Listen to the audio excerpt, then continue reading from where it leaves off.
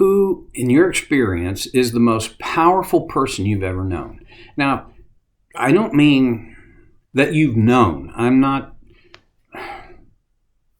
and that can mean a lot of things.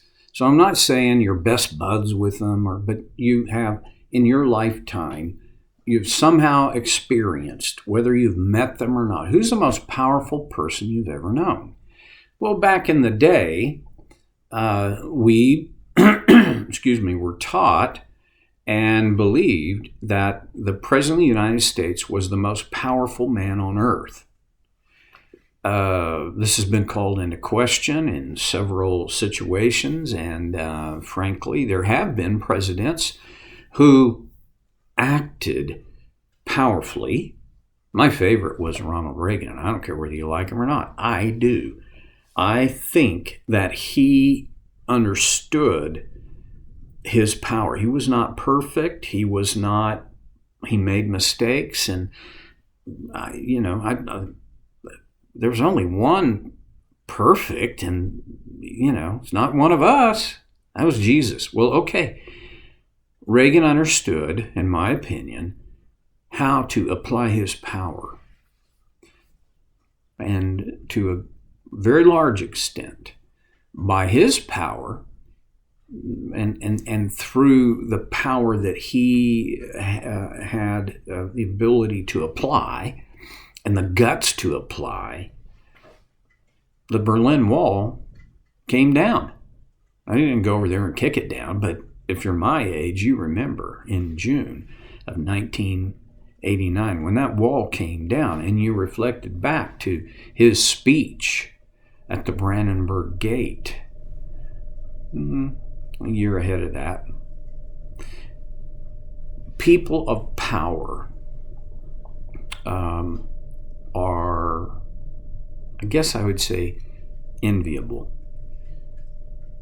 Now, think about the times that you have felt powerful. For guys, for me, that kind of sets me up to think about athletics and sports. I was never big enough to be a powerful jock. I was too big to be a jockey. And my vertical leap is I can almost jump over a credit card. So that disqualified me from basketball. I loved baseball, and I was okay at baseball, but I wasn't an all-star. But in golf, I found something I could be good at, and there were times I felt very powerful in golf. Believe it or not, back in the day, I won the long drive contests. I could hit the ball a long ways. Not anymore. Which sets me up to think, when have you felt most powerless? Or when have you felt the least powerful? It's not all about me, but probably the best illustration of that time was in January, February, March, April, May, and June of 2011. I was the least powerful that I have ever been as I recovered from a heart attack. And let me tell you, feeling powerless was not my favorite. As I began to regain my strength and feel a little more powerful, a little bit by a little bit, until I could go back to work on a light schedule, and then eventually what was my new normal. Still though, there's a lot of times I do not feel powerful. Well, feeling powerful and being powerful may be two separate things. Paul writes in 2 Timothy 1:7, "For the Spirit God gave us does not make us timid. I need to go back and just briefly say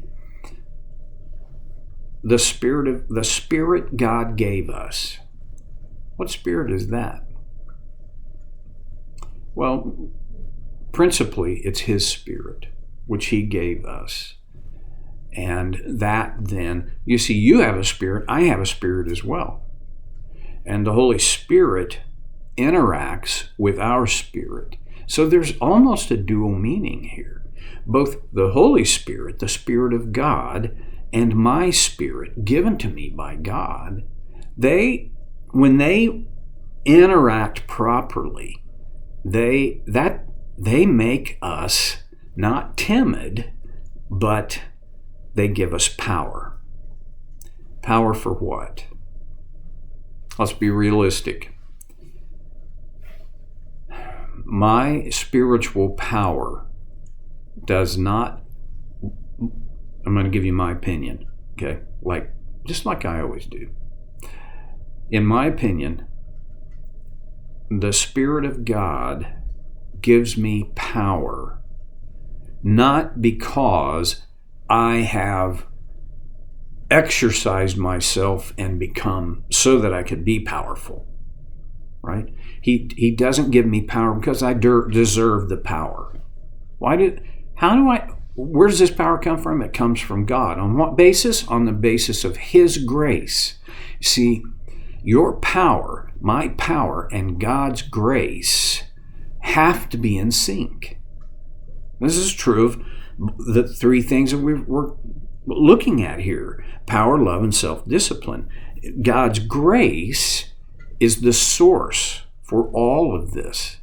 It's God's grace that makes me powerful. And I believe that the number one thing that this power is for is to distribute His grace, to do what I can to offer His grace in my world. And that's an odd thing. I mean, it's almost like, what? No, but I believe it's true. The point of power is not to exert power over people. What's the point of power? Even politically, the most noble point of power is to protect, provide, and empower.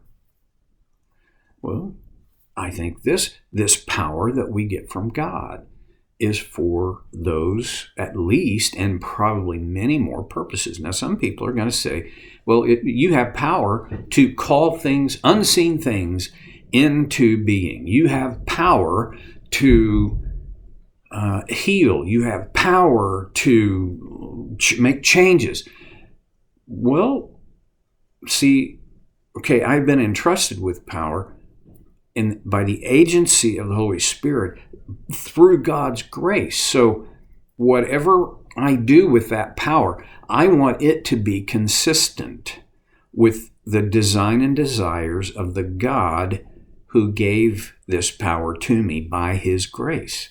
And that's why it's essential that I never stop studying and engaging with His Word, because that's where I discover and discern how and when and where to engage His power within me in the world.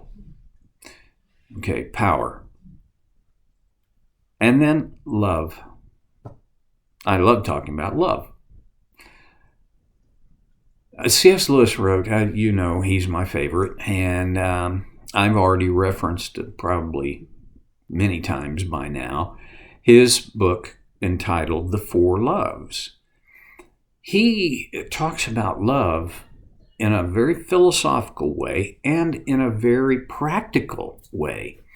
And I wish I could have this committed to memory, but I can give you the idea without a verbatim quote. And he says, love is not some mushy, soft, emotion. Love is expensive. Love is costly.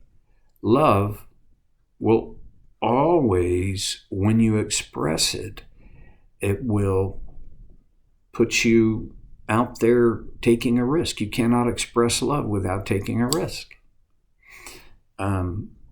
He talks about how love anything, and your heart will be broken. I found that to be true. And some people, because they have experienced that kind of heartbreak, have decided, I'm just not going to go there. I'm not going to feel loved, or I'm not going to depend on feeling loved. I'm not going to worry about that feeling.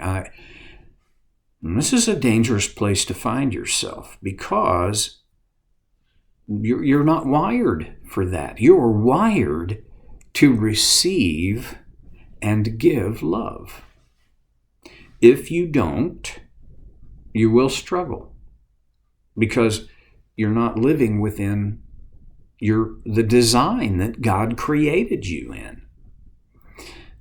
One of my favorite things to talk about and think about in terms of love is something I picked up from John Lynch and the guys that created the content for the book entitled The Cure, and before that, True Faced. It's a book about grace, and it's a wonderful book. Both books, they take the same basic content and phrase it differently. But anyway, here's the thing. You experience being loved when you feel your needs are being met. At first I thought, well, the more I've thought about it, the more I'm totally in agreement with that. I don't experience love. I don't feel love until I feel like my needs are being met. All my needs? No, nobody can. Only Jesus can meet all my needs. But I feel loved when I feel my needs are being met. Now, that also connects with this thought. I can't experience love from another person unless they know my needs. Are all my needs what I feel my needs are? Are all of those felt needs reliable? Well, no. If you had to cut it back to its most basic essentials, well, a guy who did that was Maslow. If you had a psychology 101 class, you studied Maslow's hierarchy of needs, right? It starts out with the most basic physical needs, and it ends up with, he calls it self-actualization. I'm more inclined to call it living confidently in God's design, which is more than one word. But, starts with, I feel my, food, water, oxygen, shelter, clothing, safety, physical safety, emotional safety, and he goes all the way up. I think those are real. And I think some of the needs that we can feel are being met by the one who loves us are not just our basic needs, they're also our felt needs. And if I don't express my felt needs to the other person, why would I think they're going to be able to look into a crystal ball and know what I need or what I feel I need? Because they can't. Now, some people are wise enough to know that people need these things. Love and need are joined at the hip. They are fully connected. And believe it or not, we're going to have to talk a little bit more about that next time on So Care with Stevie Boy.